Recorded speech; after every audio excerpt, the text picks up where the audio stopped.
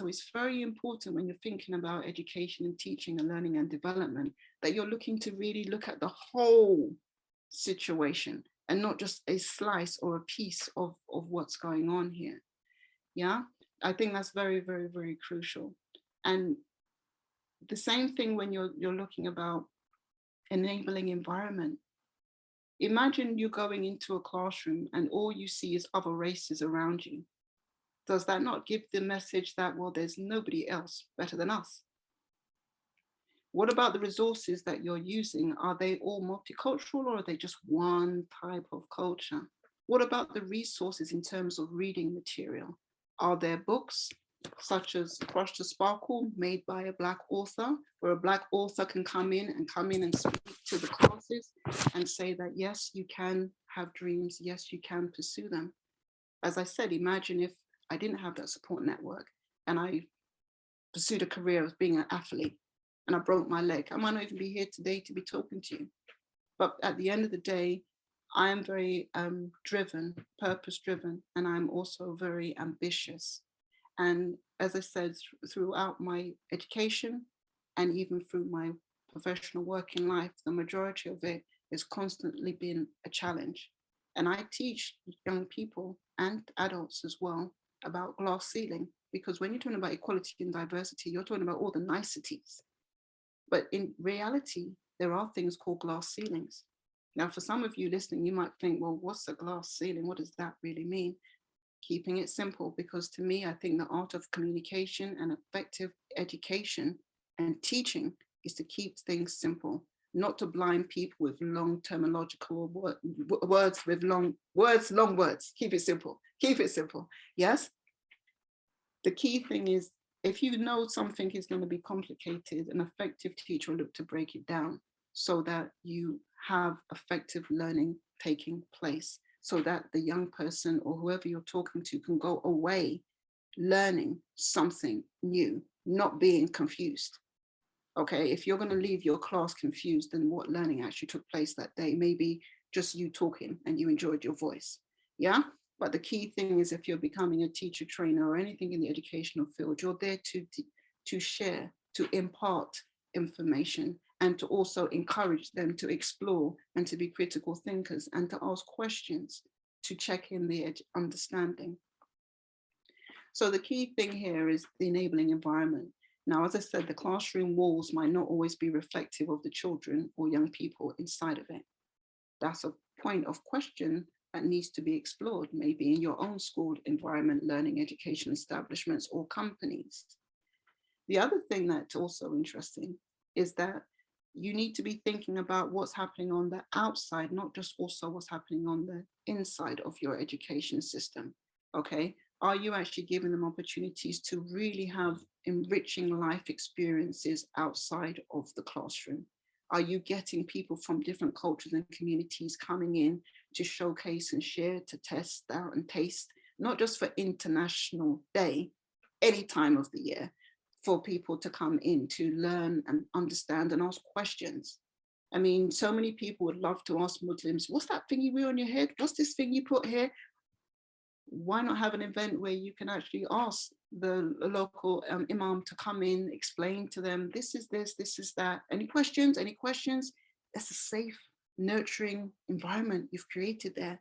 And you've helped to break down barriers, because then these children can actually go and educate their own family members. So next time when their family members saying, oh, what's that silly thing that they got across? It's called a this. What's that stuff? It's called a that. Oh, so you are actually empowering, changing families to actually understand and break down barriers of how they actually see others. Because even though we've got different color skin, underneath we've got the same organs. Yes, our genes are all different and blood groups different. But my point is that we shouldn't just be focusing on what's the outside, because there's so much more that's on the inside. So when we're talking about cultural intelligence in the workplace, this is an asset that needs to be established and promoted extensively, because it's an underutilized asset.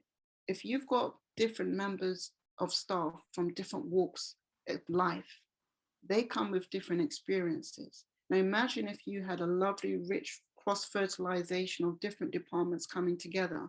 Because if you even think about it, problem solving is most effective if you get different departments coming together to look at the same problem. Why? Because they're coming from different backgrounds, different ideas.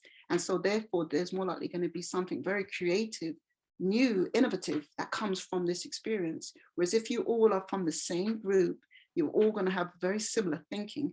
And the one who tries to think figuratively outside of the box is seen as, no, we don't do it that way. But if you've got a group of different people coming together and they're saying, no, I think if you added this and a bit of that and a bit of this, wow, we've got something here.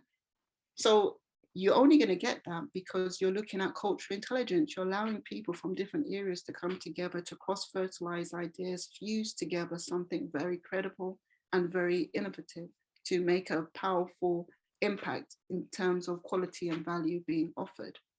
So you've got the unique child, building the positive relationship, and then you've got the enabling environment. If you've got those 3 building blocks in place, then effective learning and teaching development will happen.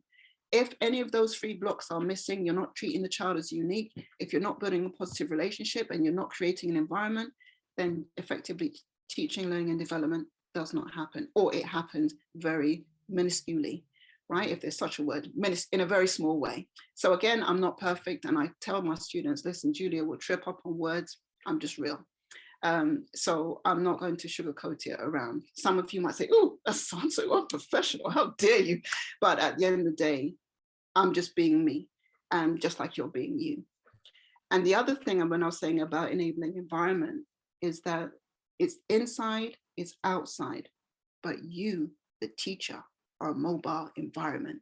And you are a very special mobile environment. Why? Because you can mix in the classroom and you can mix in the outside as well. So your energy, your presence, your thought processes are going to have a very major impact in how effective teaching and learning takes place. Let me give you an example. You go into the classroom and you're angry already. Lessons hasn't even started. You throw down the register, you come in like, oh, all right, sit down, just stop it.